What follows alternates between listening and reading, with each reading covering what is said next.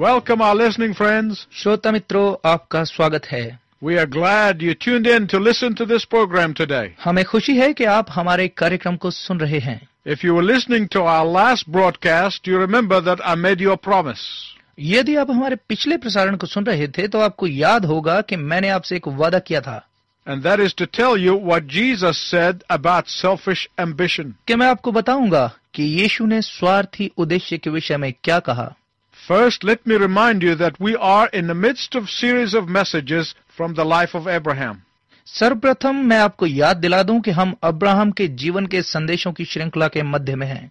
And we saw a contrast between Abraham's contentment and Lot's greed. और हमने Abraham की संतुष्टि और लूत के लालच, इन दोनों के बीच में एक अंतर देखा। Because division and quarrel can begin in the heart. क्योंकि विभाजन और झगड़े हृदय में शुरू हो सकते हैं। The Bible tells us to guard our hearts from selfish ambition. Bible हमें बताती है कि स्वार्थी उद्देश्य से अपने हृदय की चौकसी करें। To guard our hearts from jealousy and envy. ईर्ष्या और शत्रुता से अपने हृदय की चौकसी करें। To guard our hearts against the desire to dominate or cause division. अधिकार रखने की इच्छा के विरुद्ध या विभाजन के कारण बनने से अपने हृदयों की चौकसी करें। No wonder Jesus told his disciples that there was a new commandment he was giving to them, and it was to love one another. इसमें आश्चर्य की कोई बात नहीं है कि यीशु ने अपने शिष्यों से कहा कि मैं तुम्हें एक नई आज्ञा देता हूँ, वह यह है कि तुम एक दूसरे से प्रेम करो। By this, he said, all men will know that you are my disciples. उसने कहा, इसके द्वारा लोग जानेंगे कि तुम मेरे शिष्य हो। By what? किसके द्वारा? By quarreling with one another? क्या एक दूसरे के साथ लड़ने के द्वारा? By forcing their opinion on the other? अपने विचार को दूसरों पर थोपने के द्वारा? By demanding your own way? अपने तरीके से मांग करने के द्वारा? By bringing attention to yourself? अपनी ओर ध्यान देने के द्वारा? No, no, no. नहीं, नहीं, नहीं। The world will only know that you are my disciples by loving one another. एक दूसरे से प्रेम करने के द्वारा ही संसार जानेगा कि तुम मेरे शिष्य हो। Unloving behavior turns people off from the Christian faith. प्रेम ना करने वाला स्वभाव लोगों को मसीही विश्वास से अलग कर देता है। It was said of the early church, with all of their problems, see how they love one another. ये सारी बातें पहली शताब्दी की कलीसिया से कही गई थी, और देखें वो कैसे एक दूसरे से प्रेम करते हैं। In Lot's heart, there had been a building of resentment and selfish ambitions. लूत के हृदय में ईर्ष्या और स्वार्थी अभिलाषा का घर था। That building up was fueled when his farmers and Abraham's farmers had a dispute. और उस घर में आग तब लगी जब उसके किसानों और अब्राहम के किसानों में मतभेद उत्पन्न हुए। And the explosion took place. और फिर विस्फोट हो गया। No wonder the Apostle Paul told the Philippians, do nothing out of selfish ambition or vain conceit. इसमें कोई आश्चर्य की बात नहीं है कि प्रेरित पौलुस फिलिप्पियों से कहता है, तुम स्वार्थी उद्देश्य और व्यर्थ अहंकार से कुछ ना करो। But in humility, consider others better than yourselves. परंतु नम्रता से दूसरों को अपने से उत्तम जानो। The Apostle Paul says later in that same chapter, पौलुस प्रेरित बाद में उसी अध्याय में कहते हैं, do everything without complaining or arguing. सब कुछ बिना शिकायत या विवाद के किया करो। And Abraham looks at Lot and says, और अब्राहम लूत की ओर देखकर कहते हैं, please let there no strife between you and me. Take whatever land you want. मेरे और तुम्हारे बीच में झगड़ा ना होने पाए, जो भूमि तुझे चाहिए वो ले ले। By the world's standards, Abraham would be looked upon as a fool. संसार के दृष्टिकोण से अब्राहम को मूर्ख के रूप में देखा गया। By the world's standards, Abraham was stupid to be generous with a selfish man like Lot. संसार की दृष्टि में अब्राहम एक मूर्ख था कि उसने लूत जैसे स्वार्थी व्यक्ति के साथ दया दिखाई। But wait a minute. लेकिन एक मिनट रुकिए। God promised the land to Abraham, not to Lot. परमेश्वर ने भूमि देने का वायदा अब्राहम से किया था, ना कि लूत से। That's exactly right. ये बिल्कुल ठीक है। Please listen carefully. कृपया ध्यानपूर्वक सुने। When God promises you something, it is guaranteed. जब परमेश्वर आपसे कुछ वादा करते हैं तो समझिए कि ये पक्का है। You don't have to stand up for your rights. It is guaranteed. आपको अपने अधिकारों के लिए खड़े होने की आवश्यकता नहीं है, ये पक्का है। You don't have to quarrel. It is guaranteed. आपको इसके लिए लड़ने की जरूरत नहीं है, ये पक्का है। You don't have to fight over it. It is guaranteed. आपको इस पर झगड़ने की जरूरत नहीं है, ये पक्का है। You don't have to fight over appearances. It is guaranteed. आपको उपस्थिति के ऊपर लड़ने की जरूरत नहीं है, ये पक्का है। You don't have to worry about results. It is guaranteed. आपको इसके परिणाम की चिंता करने की जरूरत नहीं है, ये पक्का है। That is why you can afford to be generous. इसलिए आप उदारता दिखा सकते हैं। Why? क्यों? Because God granted you His promises. क्योंकि परमेश्वर ने अपना वायदा आपको दिया है। No selfish Lot would rob Abraham of that which God was going to give to him. कोई स्वार्थी लूत अब्राहम से वो नहीं लूट सकता जिसे परमेश्वर उसे देने पर है। So, what does Lot do with this generous offer? तो उस उदार प्रस्ताव के साथ लूत क्या करता है? Lot's eye became the binoculars of his heart. लूत की आंखें उसके हृदय की दूरबीन बन गईं। Let us read verses 10 and 11 of Genesis 13. आइए उत्पत्ति की पुस्तक उसके 13 अध्याय के 10 और 11 पदों को पढ़ें। आइए हम पुराने नियम की उत्पत्ति की पुस्तक से 13 अध्याय के 10 और 11 वचन को पढ़ें। तब लूत ने आंख उठाकर यरदन नदी के पास वाली सारी तराई को देखा कि वह सब सींची हुई है। जब तक यहोवा ने सदोम और अमोरा को नाश न किया था, तब तक सोर के मार्ग तक वह तराई यहोवा की वाटिका और मिस्र देश के समान उपजाऊ थी। सो लूत अपने लिए यरदन की सारी तराई को चुन के पूर्व की ओर चला और वे एक दूसरे से अलग हो गए। In his selfish greed, Lot grabs the well-watered plains of the Jordan.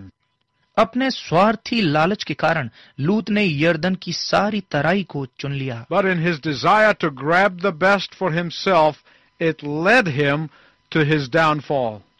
परंतु उसकी इस झपट कर लेने की इच्छा ने ही उसे विनाश की ओर पहुंचा दिया। Let me tell you something about the eye gate. आइए मैं आपको आंख दरवाजे के विषय में कुछ बताऊं। Covetousness enter our minds through the eye gate. लालच हमारे मस्तिष्क में आंख के दरवाजे से प्रवेश करता है। Lust enters our minds through our eye gate. लालसा हमारे मस्तिष्क में आंख दरवाजे से ही प्रवेश करती है। Greed enters our minds through the eye gate. लालच हमारे मन में आंख के दरवाजे से प्रवेश करता है। Eve saw that the fruit of the tree was appealing to the eye, and the rest is history. हवा ने देखा कि वृक्ष का फल देखने में मन भाऊ है और बाकी कहानी आप जानते हैं। Achan, the son of Carmi, in the book of Joshua, saw the forbidden golden mantle and he coveted. यहोशू की पुस्तक में हम देखते हैं कि आकान जो कर्मी का पुत्र था, उसने मना किए हुए सोने और धातु को लिया और छिपा दिया। He took it and hid it in his tent. उसने इसे लेकर अपने तंबू में छिपा दिया। And it resulted in his death and his family's death. और अंत में इसका परिणाम उसकी और उसके परिवार की मृत्यु हुआ। David saw Bathsheba and she was beautiful in appearance, so he killed to get her. Dawood ने जब बेतशेबा को देखा जो दिखने में सुंदर थी, उसे पाने के लिए उसने उसके पति को मरवा डाला। No wonder Jesus tells us इसमें आश्चर्य नहीं कि यीशु हमसे कहते हैं in Matthew chapter 6 verse 22, मत्ती रचित सुसमाचार 6 अध्याय और 22 पद में, the eye is the lamp of the body. If the eyes are good, your whole body will be full of light. शरीर का दिया आंख है, इसलिए यदि तेरी आंख निर्मल हो तो तेरा सारा शरीर भी उजाला होगा। When I was a little boy in Sunday school, we used to sing a song that goes something like this. जब मैं रविवार स्कूल में एक छोटा लड़का ही था तो हम एक गीत गाया करते थे जो इस प्रकार है। Oh, be careful, my little eye, what you see, what you see. ओ सावधान मेरी छोटी आंख, तू क्या देखती, तू क्या देखती। There is a God in heaven who is watching all the time. स्वर्ग में परमेश्वर है जो हमेशा देखता रहता है। Oh, be careful, my little eye, what you see. ओ सावधान मेरी छोटी आंख, तू क्या देखती। What enters through your eye gate, if you gaze at it long enough, it will become your undoing spiritually. जो आपकी आंख के दरवाजे से प्रवेश करता है, यदि आप लंबे समय तक टकटकी लगाकर उसे देखते रहते हैं, तो ये आपका आत्मिक विनाश बन जाएगा। Be careful of what you read. सावधान रहें कि आप क्या पढ़ रहे हैं। Be careful of what you watch. सावधान रहें कि आप क्या देख रहे हैं। Be careful of what you covet. सावधान रहें कि आप किसका लालच कर रहे हैं। Be careful of what you desire. सावधान रहें कि आप किसकी इच्छा कर रहे हैं। Be careful of what you long for, सावधान रहें कि आप क्या लालसा कर रहे हैं, because God may just give it to you. क्योंकि हो सकता है कि परमेश्वर आपको वह दे दे। No matter how attractive and pleasing to the eye it may be, चाहे वो कितनी भी आकर्षक और आंखों को लुभाने वाली वस्तु क्यों न हो, if it is inconsistent with the Word of God, यदि ये परमेश्वर के वचन के अनुसार नहीं है, you are better off to close your eyes and get yourself a walking stick. तो आपके लिए भला होगा कि अपनी आंखों को बंद कर लें और अपने चलने के लिए एक छड़ी ले लें। Lot looked over the well-watered valley of Jordan and it reminded him of Egypt. लूत ने उपजाऊ भूमि की ओर देखा जो यर्दन की तराई में थी और इससे उसे मिस्र देश याद आ गया। Lot may have left Egypt, but Egypt and the glamour of Egypt never left Lot. यद्यपि लूत ने मिस्र को छोड़ दिया था, लेकिन मिस्र और मिस्र के वैभव ने लूत को नहीं छोड़ा। So he grabbed for the green spot without showing any responsibility toward his generous uncle. इसलिए उसने अपने उदार चाचा की जिम्मेदारियों की ओर बिना कोई ध्यान दिए हरियाली क्षेत्रों को चुन लिया। Lot was the type of person who was willing to sacrifice principles for possessions. लूत उस प्रकार का व्यक्ति था जो संपत्ति के लिए सिद्धांतों का बलिदान कर सकता था। He was willing to sacrifice love for lust. वो अपनी अभिलाषा के लिए प्यार को त्यागने के लिए भी तैयार था। He was willing to sacrifice the master for materialism. वो वस्तुओं के लिए अपने स्वामी को भी त्यागने के लिए तैयार था। The Bible tells us in Genesis 13:13. Bible उत्पत्ति 13 अध्याय के 13 पद में हमसे कहती है, Now the men of Sodom were wicked and were sinning greatly against the Lord. सदोम के लोग दुष्ट थे और परमेश्वर के सामने महापापी थे। But that did not make any difference to Lot. पर इससे लूत को कोई फर्क नहीं पड़ा। Lot probably thought it was an opportunity to witness to them about the God of Abraham. शायद लूत ने सोचा होगा कि ये उसके लिए एक अवसर है कि वह अब्राहम के परमेश्वर के बारे में उन लोगों को गवाही दे। My listening friends, here is a principle that I do not want you to miss. मेरे श्रोता मित्रों, यहाँ पर एक सिद्धांत है जो मैं नहीं चाहता कि आप खो दें। If you select and choose to become familiar with the wicked environment, thinking that you can change that environment, यदि आप छांट कर चुनते हैं कि आप बुरे वातावरण में रहकर उसे जानेंगे और सोचें कि आप उस वातावरण को बदल सकते हैं, most likely you will be changed by your surroundings rather than you changing it. तो ज्यादा संभावना इस बात की है कि अपने चारों ओर के उस वातावरण को बदलने की बजाय वो वातावरण आपको बदल देगा। Let us read verses 14 to 17 of Genesis 13. आइए हम उत्पत्ति की पुस्तक 13 अध्याय और उसके 14 से 17 पद तक पढ़ें। आइए हम पुराने नियम की उत्पत्ति की पुस्तक में से 13 अध्याय के 14 से 18 वचन तक पढ़ें। जब लूत अब्राम से अलग हो गया, तब उसके पश्चात यहोवा ने अब्राम से कहा, आंख उठाकर जिस स्थान पर तू है वहां से उत्तर दक्षिण पूर्व पश्चिम चारों ओर दृष्टि कर, क्योंकि जितनी भूमि तुझे दिखाई देती है उस सब को मैं तुझे और तेरे वंश को युग युग के लिए दूंगा, और मैं तेरे वंश को पृथ्वी की धूल के किनकों की नाई बहुत करूंगा, यहाँ तक कि जो कोई पृथ्वी की धूल के किनकों को गिन सकेगा वही तेरा वंश भी गिन सकेगा। उठ, इस देश की लंबाई और चौड़ाई में चल फिर, क्योंकि मैं उसे तुझी को दूंगा। इसके पश्चात अब्राम अपना तंबू उखाड़कर मम्रे के बांजों के बीच जो हेब्रोन में थे जाकर रहने लगा, और वहां भी यहोवा की एक वेदी बनाई। Our lives are full of choices. हमारे जीवन चुनावों से भरे हैं। And we often choose what looks good to us. और अक्सर हम वो चुनते हैं जो हमें अच्छा दिखता है। But horror of horrors of what looks good to you and does not look good to God. लेकिन अति घृणा की वस्तु आपको अच्छी दिखती है, परंतु परमेश्वर को अच्छी नहीं दिखती।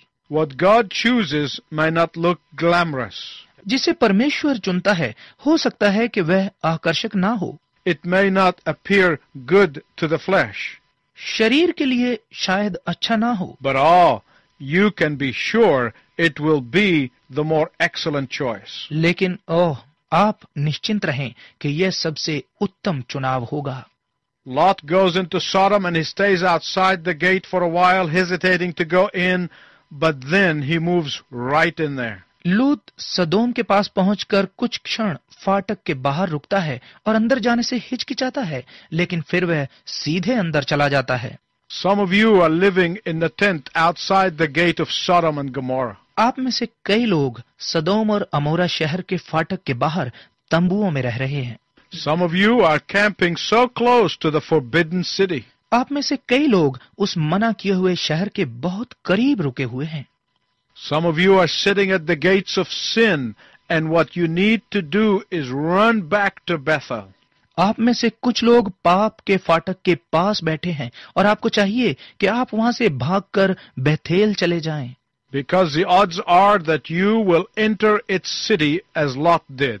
क्योंकि संभव है कि आप भी लूत की तरह इस शहर में प्रवेश कर जाएंगे। Abraham did the same thing when he left the promised land. Abraham ने भी ऐसा ही किया जब उसने वायदा की हुई भूमि को छोड़ दिया। First he went to the Negev and then he went to Egypt. सर्वप्रथम वह नेगेव को गया और तब वह मिस्र गया। Lot goes in and he becomes success overnight. लूत वहां आता है और एक ही रात में सफल हो जाता है।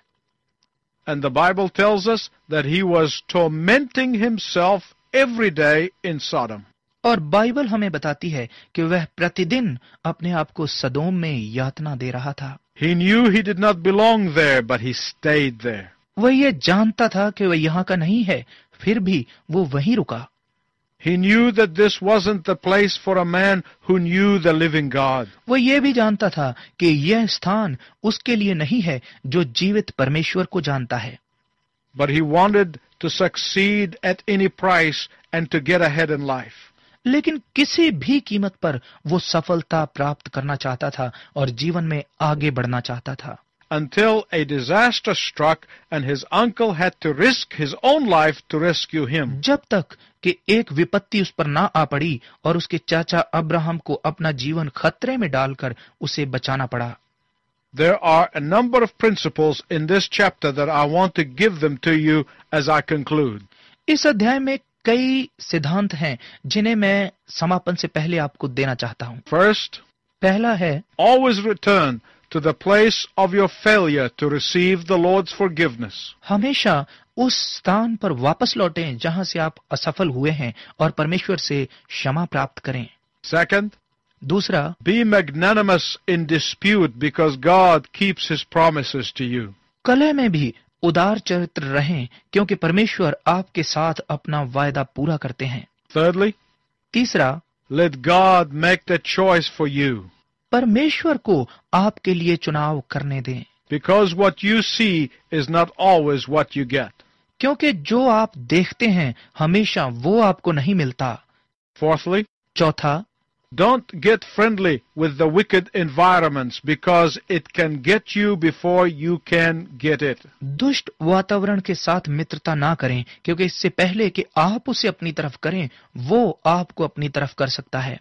It is my prayer that you would learn and understand these principles. ये मेरी प्रार्थना है कि आप इन सिद्धांतों को सीखें और समझें। Until next time, I wish you God's richest blessing. अगले समय तक परमेश्वर की महान आशीष आपको मिले।